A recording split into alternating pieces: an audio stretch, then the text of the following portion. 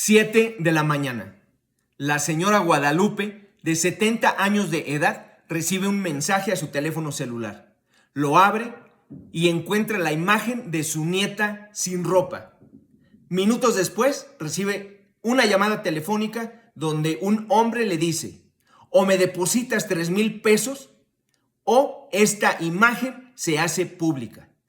La señora Guadalupe, en medio del miedo, en medio del susto y de todo lo que podría implicar la publicación de esa fotografía, decide realizar el pago de la cantidad que se le pide. Pero esto se convierte en una situación que mes con mes se repetía. La señora Guadalupe entra en una situación de zozobra, enferma, y llega el punto donde pierde la vida. En el hecho de su muerte, comenta al papá de su nieta lo que sucedía. E incluso todavía le dice que pague para que no se vayan a exhibir esas imágenes. Imágenes que se determina fueron elaboradas a través de inteligencia artificial. El punto es que hasta ese momento la familia se da cuenta que la señora Guadalupe era víctima de extorsión, víctima de un ciberdelito. Cuando llega el momento de la investigación, se detecta a una persona, se le lleva a juicio y se le dicta sentencia: 5 años de prisión. Una sanción en realidad baja para la consecuencia que se obtuvo. Pero en ese momento la ley establecía para ese tipo de delitos una sanción mínima. Hoy la sanción para quien extorsiona a una persona mayor de 60 años puede ser la prisión vitalicia y la mínima 40 años de prisión. Soy Ricardo Garduño Pasten, magistrado de circuito. Hoy quiero hablarles un poco sobre ciberdelincuencia. ¿Qué es la ciberdelincuencia? De manera general, es la realización de conductas que van a afectar la economía, la situación emocional, laboral, entre otras, de una persona, a través del uso de computadoras, teléfonos celulares, redes sociales, redes inalámbricas, la internet, etc. El punto es que la legislación nacional no establece un catálogo que nos diga, como por ejemplo en el caso de los delitos contra la integridad de las personas, que sí nos dice, dentro de esto se encuentran el homicidio, las lesiones, por mencionar algunos casos. En la hipótesis de la ciberdelincuencia, como tal, no hay un catálogo. Ya hay intentos en algunas leyes especiales, en el Código Penal Federal, en los códigos penales de los estados, ya hay intentos. Pero como tal, aún no existe una ley general especial, específica para los ciberdelitos. Esto sería algo muy importante que favorecería el que no existiera impunidad cuando alguna persona es víctima de un hecho como el que acabo de mencionar. A nivel internacional existe un tratado que es el de Budapest, que no ha sido firmado por México. Ahí ya existe un principio, algunas ideas de cómo pudiera legislarse para que tuviera impacto a nivel mundial la sanción de conductas que impliquen ciberdelincuencia.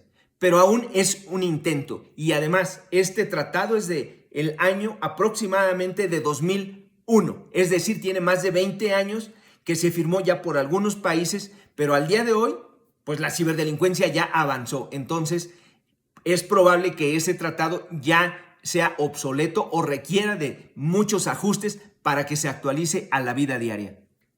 Entonces, en México no existe un catálogo de ciberdelitos. ¿Qué sucede cuando una persona es víctima de algún hecho como el que mencioné, o de alguna otra situación que implicó el uso de computadoras, teléfonos celulares, tarjetas de pago, compras digitales? ¿Qué sucede? Que tiene que acudir con el agente del Ministerio Público, explicarle qué fue lo que sucedió, y como es el órgano técnico, tendrá que revisar dentro de las legislaciones que existen si esa conducta habrá de ser considerada como un delito, digamos, normal, o como un delito que empleó la cuestión cibernética, y en ese momento vamos a hablar de un ciberdelito. Es importante que los agentes del Ministerio Público tengan capacitación en esa especialidad, como también es necesario que los jueces tengan esa capacitación y la propia policía. Importante destacar que cuando hablamos de ciberdelincuencia, pues se presentan muchos y muy graves problemas hasta este momento. ¿Por qué? Como decía, el primer punto es que la ciberdelincuencia es un fenómeno mundial. Una conducta puede realizarse en un país y tener ejecución en otro y consecuencias en uno diferente. Entonces, para que pueda ser sancionada una conducta delictiva de esa naturaleza, es necesaria la participación de diferentes países. Es probable que en una investigación de esa naturaleza se vean comprometidos o se involucren el código de procedimientos de X país, de Y país y de Z país, ¿sí? ¿Esto a qué nos lleva? A que sería conveniente que existiera una legislación procesal similar, al menos en el tema de la ciberdelincuencia, y una legislación sustantiva, es decir, donde se establezcan los delitos similar. ¿Para qué? Para que si determinada conducta en un país es considerada como delictiva, también sea considerada como tal en el otro país. De igual forma, para que si en el tema de la investigación, en el tema del desarrollo del proceso, en determinado país, para que la prueba se obtenga de manera lícita, se requiere que se cumplan con determinados requisitos, el diferente país tenga conocimiento de esa situación y tenga la certeza de que esa prueba va a tener validez en su país y a su vez las pruebas que él practique también tengan validez en la diferente nación, ¿sí? Esto es una situación que favorecería la no existencia de impunidad. Hace tiempo tuve la oportunidad de participar en un congreso internacional donde nos invitaron a diferentes personas de varios países de América Latina y justo la intención era que explicáramos qué decían nuestras leyes sustantivas y adjetivas en el tema de la ciberdelincuencia, con la finalidad de determinar si era posible que se crearan leyes normativa uniforme. Pero esto, repito, esto es una cuestión muy, muy compleja. ¿Qué tenemos en el tema de la ciberdelincuencia? A partir de que se da la pandemia, todas las personas nos vimos en la necesidad de actualizarnos y de comenzar a usar sí o sí los mecanismos digitales. En el caso de las personas menores de edad, ya fue una obligación el acudir a la escuela a través de un teléfono celular, a través de una computadora, a través de la televisión. En el caso de las personas mayores de edad, tuvieron que comenzar a realizar su despensa a través de compras digitales. También tuvieron que realizar transferencias a través de diferentes mecanismos.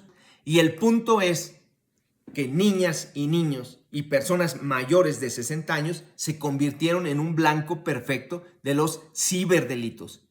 Hoy en día, estas personas son las más vulnerables. Nos falta cultura de mostrar a las personas desde pequeñas qué tan importante es el seguir ciertos pasos de seguridad cuando uno va a incorporarse en el manejo de los mecanismos digitales. Y las universidades, ¿qué problema advierto? Que la capacitación que se da en muchos de los casos es aún con base en programas anteriores, cuando en realidad, reitero, a partir de que se da la pandemia, todo se agilizó y nos vinculó a la cuestión digital. Hoy en día, estimo, todas las universidades deberían dedicar de manera específica materias que tuvieran que ver con el tema digital, con independencia de que se trate de una carrera social o de una carrera científica, no importa, de cualquier manera, es necesario.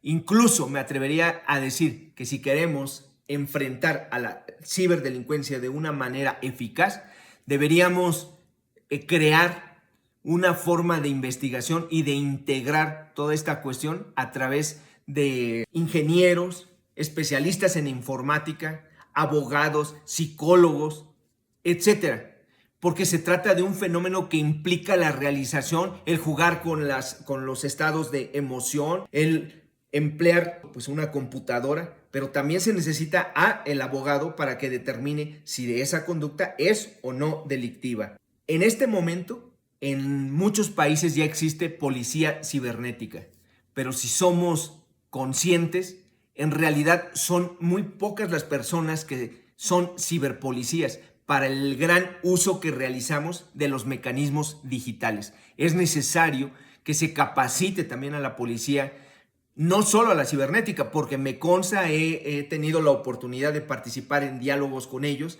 y me consta la capacidad que tienen, el conocimiento que tienen, pero reitero, son grupos pequeños en comparación con la gran cantidad de personas que usamos todo el tema digital. De igual forma, es común que observen o que ustedes escuchen en radio, en televisión, palabras como hacking, phishing, y entonces se queda uno, caray, ¿de qué se trata? Y si quienes estamos en un rango de 18 a menos de 60 años tenemos esa incertidumbre, les pregunto yo, quienes están fuera de ese rango, ¿creen que les resulte fácil el solo hecho de escuchar esas palabras? Y entonces a veces se piensa, bueno, es que, y así se dice, es que fuiste víctima, por ejemplo, de sexting, fuiste víctima de hacking, y se queda uno, caray, ¿y eso de qué se trata? Yo les invitaría a que revisen en los códigos penales estatales, federales o leyes especiales, tratados internacionales que también hay prever delitos, y hasta este momento yo no he encontrado que de manera literal se establezca sexting, comete este delito quien realice X conducta, hacking, comete este delito tal. No. ¿Qué sí he observado? Que los propios códigos penal federal, penales estatales, leyes especiales o tratados internacionales sí sancionan determinadas conductas que son, digamos, de uso común, que son entendibles. Por ejemplo, el fraude, la extorsión, la usurpación de identidad, el acoso sexual, el hostigamiento, la trata de personas. Entonces, cuando una persona es víctima de alguna conducta y que se empleó alguna computadora, teléfonos celulares, redes, etcétera, habrá que acudir con el agente del Ministerio Público para que él, como órgano técnico, explique y nos diga de manera concreta en qué conducta ilícita se ubica aquello de lo que fuimos víctima, ¿sí? Pero es importante que no tengamos miedo y que no sea un obstáculo el empleo de esas palabras que, repito, pues son palabras en inglés o son palabras técnicas que emplean, de acuerdo a la investigación que realicé, de manera general, personas en informática, pero la sociedad en general no está obligada a conocer esos términos. De hecho, pudieran llegar al extremo de decir que determinada conducta no tiene nombre, pero el punto es que está en un código y se dice, esta conducta, quien realice esto, comete un delito y amerita tanta pena de prisión. Bastaría con que así se diga, aunque no tenga nombre. Esto que quede claro. Ahora, aquí, cuando se habla de la comisión de un delito, vamos a identificar que existen delincuentes y víctimas. ¿Quiénes se van a encontrar dentro del capítulo de delincuentes? Puede haber personas físicas o puede haber personas jurídicas. Dentro de las personas físicas vamos a encontrar que hay quienes son menores de edad y quienes son mayores de edad. Las personas que son menores de edad, de manera natural, en el caso, por ejemplo, de la extorsión que les comentaba, donde si la víctima es mayor de 60 años y quien comete el delito tiene más de 18 años, puede ser una pena privativa de libertad de mínimo 40 años y máxima de una prisión vitalicia. Cuando quien comete este delito es una persona menor de 18 años, la sanción máxima sería de 5 años de prisión. Entonces, en ocasiones, por eso se emplea a las personas que son menores de edad, por la sanción que es más baja, mucho más baja que para cuando la persona ya tiene 18 años o más. Y dentro de las personas que ya tienen más de 18 años, vamos a encontrar, yo así lo clasifico, a 3 tipos.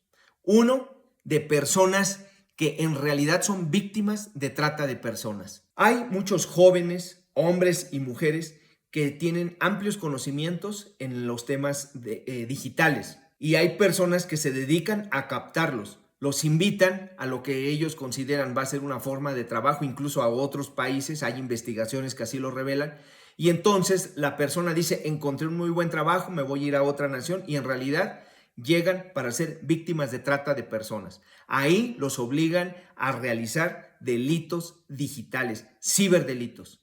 Entonces tienen esa dualidad donde ellos son víctimas de delito, pero también son victimarios. Habrá que analizar en un momento dado, si ya se les lleva a proceso, si operaría a su favor algún excluyente de responsabilidad porque estuvieran actuando por obligación y no por voluntad de ellos. Otro grupo que advierto dentro de los mayores de 18 años es quienes ejecutan hechos ilícitos sin estar conscientes de esa situación. Por ejemplo, cuando platico con jóvenes que son adolescentes, siempre les pido que realicemos una práctica, que se sienten de un lado los que tienen 18 años cumplidos y del otro lado los que tienen un día menos de 18 años. Y les pregunto, ¿identificaste algo diferente cuando entraste a los 18 años? Y la verdad es que todos me dicen que no advirtieron una diferencia. Y esto tiene toda la lógica y me parece que es una máxima de la experiencia. El punto es que la ley dice, quienes ya tengan 18 años pues ya van a responder de determinada manera. Pero ¿qué sucede? Que la mentalidad igual aún no está tan, digamos, tan desarrollada en comparación con una persona de 40 años. Entonces, igual, y por ejemplo, un joven de 18 años que estudia aún la prepa y que tiene a su novia y que la novia le mandó imágenes donde está sin ropa, en un momento dado termina la relación, el joven se molesta o le parece gracioso y comienza a difundir esas imágenes. En ese momento él no sabe que ya incurrió en la ejecución de un hecho ilícito que le puede representar la privación de la libertad. Pero el punto es que ya cometió el delito. Por ejemplo, a algún ingeniero lo invitan a trabajar a alguna empresa y le dicen, tu función va a ser transmitir este tipo de información. Realizar, por ejemplo, el trámite, el cobro de estas tarjetas, el cobro de estas cantidades. Y el ingeniero trabaja o el contador trabajan y realizan ese tipo de actividades. Y en realidad trabajan para una empresa que lo que está haciendo es maquillar todos esos movimientos que van a representar un daño para otra persona. Entonces, no están conscientes de que en ese momento estas personas están realizando un acto ilícito. Y hay otras personas que son mayores de edad y que de manera definitiva están conscientes de que cometen delitos a través del uso de computadoras, redes sociales, etcétera, y a pesar de ello deciden realizarlos. En el caso de las personas jurídicas o las empresas que cometen delitos, aquí también yo encontré dos posibilidades. Una, que se trate de empresas que son usadas por otras empresas que se dedican a la ciberdelincuencia. Por eso es importante que las empresas, cuando van a realizar alguna actividad, cuenten con mecanismos de seguridad. Ustedes deben saber que en este momento las empresas pueden ser penalmente responsables de la comisión de determinados delitos. Se les puede condenar a muerte, como sería la disolución. Se les puede condenar a que no laboren, etc. Entonces las empresas deben cuidar que cuando desarrollen sus actividades estén blindadas desde todos los flancos, porque en la medida que cubran todas esas situaciones es que la ley no les va a responsabilizar. Una empresa comete delitos, se les llama delitos de comisión por omisión. Los cometen porque omiten, por ejemplo, tener los filtros de seguridad. Es una obligación que existan estos. Pero de esta situación es probable que después hablemos en un posterior video. El punto es que aunque la empresa en ese momento haya sido usada, si no se demuestra que ella estableció todos los mecanismos para, por ejemplo, proteger cuentas, correos electrónicos, datos duros, pues también va a poder ser responsable y se le va a poder fincar responsabilidad a esta persona porque se convierte en una institución que cometió un delito. Y ahora hay también personas jurídicas o empresas que se crean de manera deliberada para cometer delitos cibernéticos. Ahí creo que no habría algún problema. ¿Quiénes pueden ser víctimas de este tipo de conductas? De igual forma, tanto las personas físicas como las personas jurídicas. Y aquí me parece importante, siguiendo la línea de diálogo que llevo, dejar claro que las personas físicas también habría que ubicarlas en una clasificación de personas menores de 18 años, personas con un rango de entre 18 y 60 años de edad y personas mayores de 60 años. ¿Por qué hago esa clasificación? Porque los diferentes códigos penales, estatales, leyes especiales, leyes federales, digamos de manera general, así ubican que las personas que tienen menos de 18 años o que tienen más de 60 años se encuentran en una situación de vulnerabilidad. De forma que cuando ellas son víctimas de alguna conducta ciberdelictiva, la sanción que se va a imponer al delincuente va a ser mayor, ¿sí? Y ahora, dentro de las personas que están entre los 18 y los 60 años, también hay una subclasificación, que es cuando se trata de hombres o mujeres. Cuando la víctima es mujer, también la sanción va a ser mayor porque se considera que la mujer también se ubica dentro de un grupo vulnerable. Entonces es importante que tengamos también clara esta situación. Y es que, por ejemplo, en el caso de las personas menores de 18 años, nos toca ver casos como, por ejemplo, que los niños o niñas juegan a través de los videojuegos o tienen diálogos a través de redes sociales con personas que los niños creen que son de su propiedad. Pero la realidad es que del otro lado hay personas que ya son mayores de edad y que realizan con los niños o con las niñas determinadas actividades, por ejemplo, retos, les piden datos de la tarjeta de crédito, códigos, nombres de personas, de los abuelos, y de esa manera después utilizan la información para extorsionar. Esto por citarles algunos ejemplos. A veces, repito, dentro de los retos está, por ejemplo, el que muestren o que manden imágenes de su cuerpo sin ropa. Otra cuestión también en el caso, por ejemplo, de las mujeres, que es importante, pues una mujer reciente, por ejemplo, cuando hablamos de la transmisión de imágenes de personas sin ropa, cuando hablamos de que pueden ser que porque se las robaron del teléfono celular o porque se usó la inteligencia artificial. No va a ser el mismo impacto en un varón que en una mujer. Entonces es importante que tengamos claro esa cuestión. Dentro de los delitos que pueden ser víctimas este grupo de personas, pues están, por ejemplo, fraude, usurpación de identidad, clonación de tarjetas, hackeo de redes, robo de imágenes. Y en el caso de las personas mayores de 60 años, recuerdo algún caso por ahí que en el desarrollo de mi función me llamó la atención, donde una señora ya mayor de 60 años relataba que le llaman por teléfono, le mandan algunos correos y ella tiene la certeza de que ya estaba siendo observada por toda la delincuencia organizada.